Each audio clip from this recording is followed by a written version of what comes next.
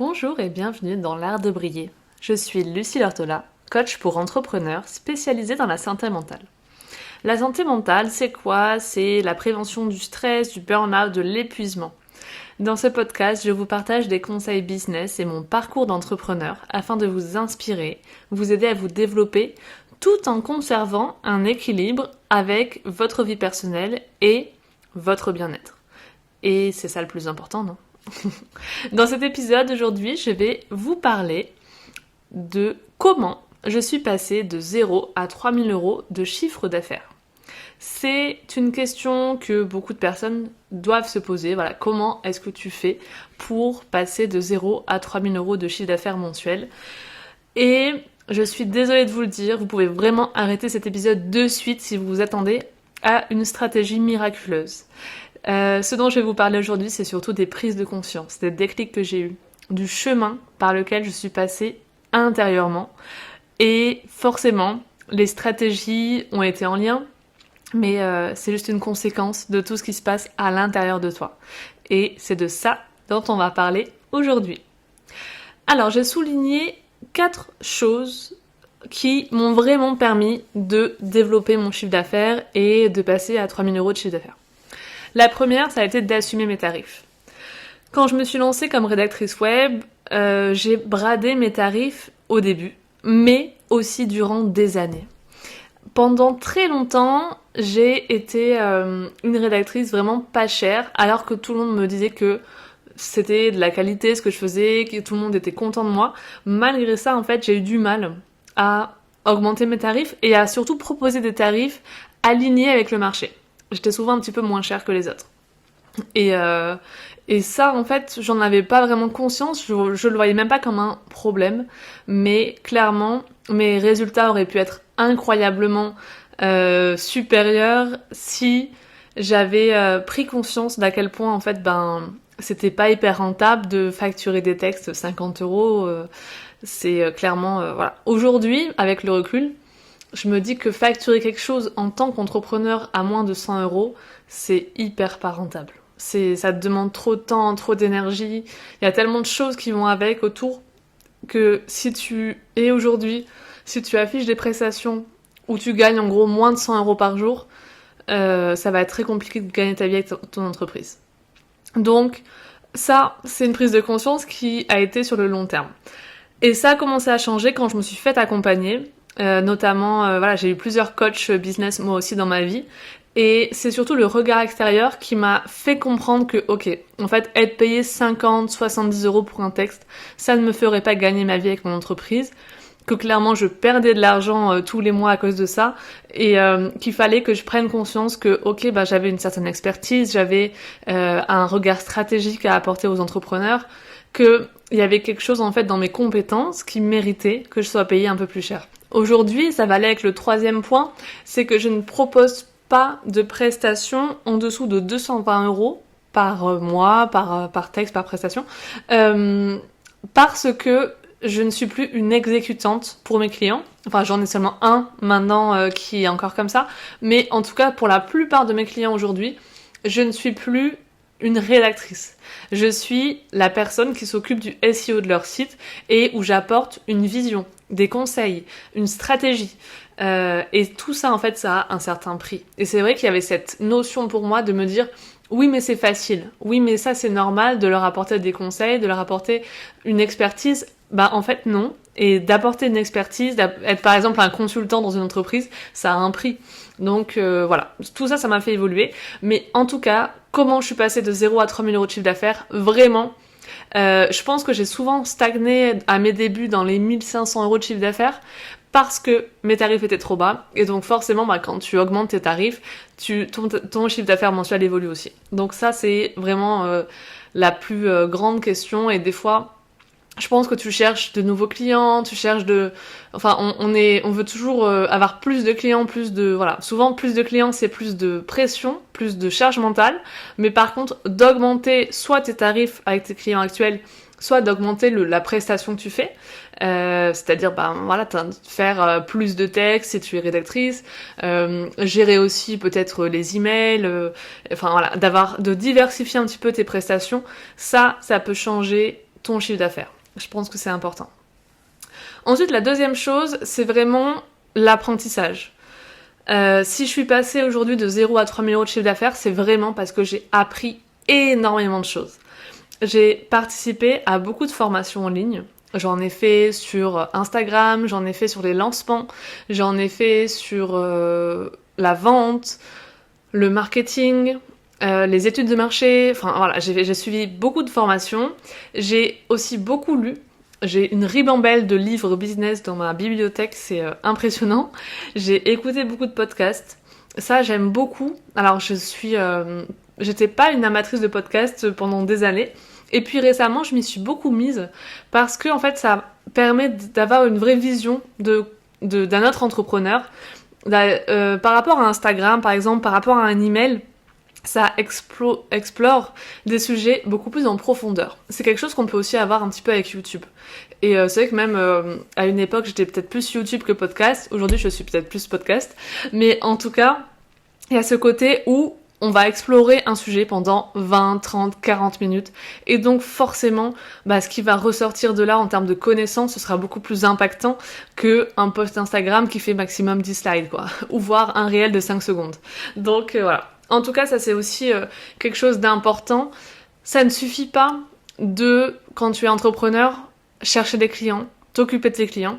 Il faut que tu passes du temps dans ton mois, peut-être que même si c'est une journée dans ton mois ou une demi-journée, mais pour te former, pour prendre des connaissances un petit peu sur l'entrepreneuriat, parce qu'il y a tellement de choses à apprendre là-dessus aussi, pour que ton entreprise, elle fonctionne.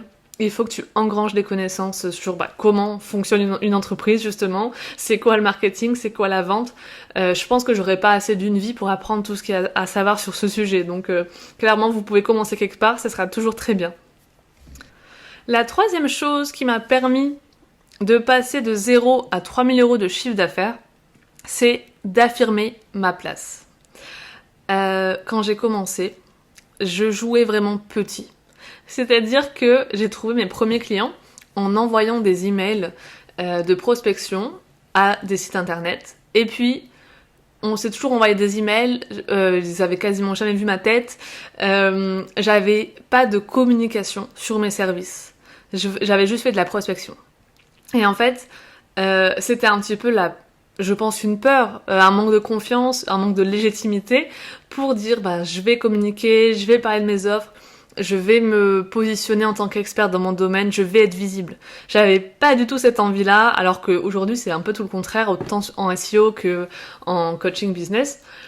Et donc voilà, vraiment ce qui m'a permis en fait de passer de 0 à 3 000 euros de chiffre d'affaires, je pense que c'est ce côté affirmer ma place, mon expertise, ma légitimité. Ça a passé par ne plus avoir peur de parler de mes offres, de prendre ma place. Déjà, au tout début c'était en créant un site internet. Un site qui avait été assez bien fait, entre guillemets, la fille elle s'envoie des fleurs, mais j'avais fait un beau portfolio où j'expliquais mon client, son site avant qu'on commence à travailler ensemble, comment j'avais travaillé avec lui avec des captures d'écran, ce que j'avais fait, la différence avant-après, la différence en termes de statistiques et son avis sur notre collaboration à la fin. Et donc c'était un site qui vraiment appuyait mon expertise, ce que j'avais pu mettre en place avec mes clients. Donc ça a été une première façon d'affirmer un petit peu plus ce que je savais faire. Ensuite ça a été ouvrir le compte Instagram, créer des formations, commencer à me positionner en tant qu'experte dans mon domaine. Parler de moi tout simplement, parler de moi autour de moi, parler de mes offres du coup. Accepter d'être interviewée dans des podcasts, accepter quand je me présentais, de dire que ce que je faisais vraiment et pas juste dire je suis entrepreneur par exemple. Ça a été autant de choses en fait qui m'ont aidé aussi, ça va un petit peu ensemble, à assumer mes tarifs mais à plus avoir peur de prospecter, etc. En fait, au fil des années, j'ai vraiment osé faire des choses assez inconfortables comme du coup, annoncer à mes clients fidèles que j'augmentais mes tarifs, au risque que peut-être ils arrêtent la collaboration, faire des lives sur Instagram, peut-être parler facecam sur Instagram pour parler d'une offre, etc. Il y a plein de choses que j'ai réussi à mettre en place, faire des ateliers, je me souviens aussi, collectifs.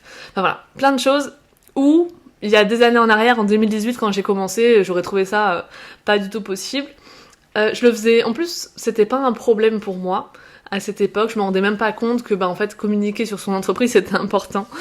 Et du coup, ouais, voilà, vraiment, je trouve que, vu qu'en plus je commençais la rédaction et que c'était vraiment, j'avais pas été formée forcément là-dedans, je me sentais vraiment pas légitime du tout, alors qu'au final j'ai eu des super résultats et c'est vraiment le temps et mes clients, les retours que je pouvais avoir et leur fidélité qui m'a fait prendre confiance que, ok, je maîtrisais ce que je faisais et j'avais le droit d'en parler du coup. Donc forcément, quand tu commences à communiquer sur tes services, à faire un peu plus parler de toi, forcément ton chiffre d'affaires évolue parce que les gens sont attirés par ce que tu proposes, parce que ils te trouvent et t'as plus besoin de les chercher. Donc ça a été aussi un game changer comme on dit. Je déteste les gens qui parlent en anglais, je suis désolée, mais j'aime bien ce terme-là. Ensuite, le 4e, comment je suis passée de 0 à 3 000 euros de chiffre d'affaires.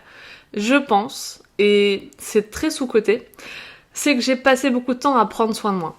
Je suis quelqu'un d'exigeante avec moi-même, c'est plus un secret, mais j'ai essayé au fil des années de pas m'en demander trop et de prendre soin de mon équilibre de vie, de faire de mes vacances une priorité, de faire de moments pour moi une priorité dans ma semaine, c'est-à-dire que pour moi c'est un non négociable, il y a au moins 2 après-midi par semaine où je vais faire du sport, où je vais faire une activité avec une amie, etc.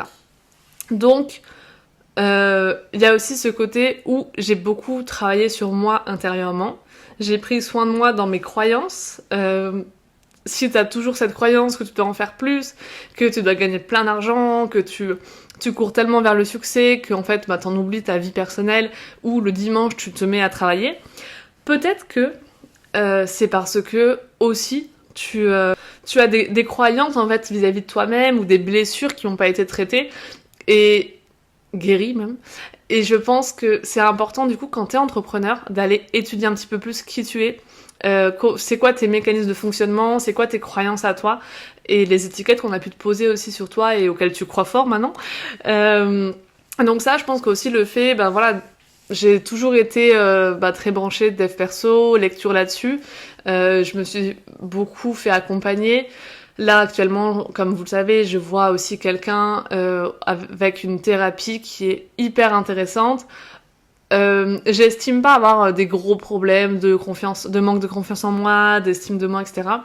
Mais je pense que c'est toujours important d'aller étudier cette question-là et d'apprendre encore mieux à se connaître parce que dans tous les cas, en tant qu'entrepreneur, tu vas en avoir besoin parce que tout est un message en fait. Quand on te refuse un devis, quand tu dois faire une conférence et que tu sais pas de quoi parler, tu as peur, etc. Enfin, il y a tout qui peut être un challenge et où c'est important d'apprendre des choses sur toi. Donc, c'est une des choses qui pour moi est importante. Au-delà d'apprendre des choses sur l'entrepreneuriat, c'est apprendre à se connaître et prendre soin de toi, prendre soin de son équilibre, parce que tu iras pas très loin ou pas longtemps si tu as aucune conscience de tes limites, si tu négliges ton niveau d'énergie, si tu tires un petit peu sur la corde trop souvent. Et c'est pour ça que je voulais finir là-dessus. Pour moi, c'est important. Si tu veux avoir une entreprise qui est pérenne, vraiment, je pense que c'est un peu le cœur de ce que je propose aujourd'hui en coaching business, mais c'est de pas te construire une prison dorée en fait, et ne pas avoir une relation malsaine avec ton business, mais justement conserver ta liberté, des moments pour toi, c'est hyper important. Et donc si tu veux gagner plein d'argent pendant longtemps avec ton entreprise, ça va être une priorité d'avoir des moments où tu coupes et des moments où t'es autre chose que toi et ton entreprise, quoi. C'est hyper, en plus, important pour ta créativité, pour, tu reviens beaucoup plus motivé, etc. Testez-le, vous verrez. Donc voilà, en gros, pour comment je suis passée de 0 à 3 000 euros de chiffre d'affaires. Les 4 points dont j'ai parlé aujourd'hui, c'est... Le premier, c'était assumer mes tarifs. Le deuxième, c'était l'apprentissage de tout ce qui était entrepreneuriat. Le troisième, c'est affirmer ma place, et je sais que celui-ci vous parle. Le quatrième, c'était prendre soin de moi et de mon équilibre. C'est vrai que j'ai pas de stratégie magique à vous transmettre du genre, alors j'ai commenté 10 posts par jour sur Instagram pendant 3 ans, j'ai publié 3 réels par semaine et j'ai envoyé 7 emails de prospection par mois. Non. Pour moi, le résultat du succès, il réside avant tout dans ce qui est dans votre tête. C'est sûr que si vous doutez de vous, si vous avez peur, si vous n'osez pas faire les choses, bah vous allez juste stagner mois après mois, tourner autour du pot. Et moi, c'est vraiment le jour où j'ai changé mon état d'esprit, où j'ai changé ma vision, mon ambition, mais surtout ma vision de moi-même et ma vision de ce que je voulais faire avec mon entreprise. C'est ça, en fait, qui m'a aidé à évoluer en termes de chiffre d'affaires. Et c'est aussi pour ça que ça m'a donné envie de faire du coaching, d'être passée par toutes ces étapes moi-même, parce que finalement, j'aurais beau vous vendre des tas de formations en ligne, vous aurez beau en acheter même des tas, si vous restez bloqué avec vos croyances de « je ne suis pas légitime, je ne suis pas fière de ce que je fais, de ce que je propose », vous n'irez pas beaucoup plus loin et vous aurez du mal à atteindre vos objectifs. Et je pense qu'il y a un moment donné, il faut vraiment s'intéresser à ce qu'on a à l'intérieur de nous, de notre cœur, de notre tête, nos croyances limitantes pour passer au niveau supérieur. Je pense que c'est la leçon un petit peu que je voulais vous faire passer aujourd'hui. Et pour cela, n'hésitez pas à investir en vous. Voilà, je pense que c'est important. Voilà pour cet épisode aujourd'hui. J'espère que ça vous a plu. N'hésitez pas à me donner vos retours sur Instagram. Et en attendant, prenez soin de vous. On se retrouve très vite pour un prochain épisode. À bientôt!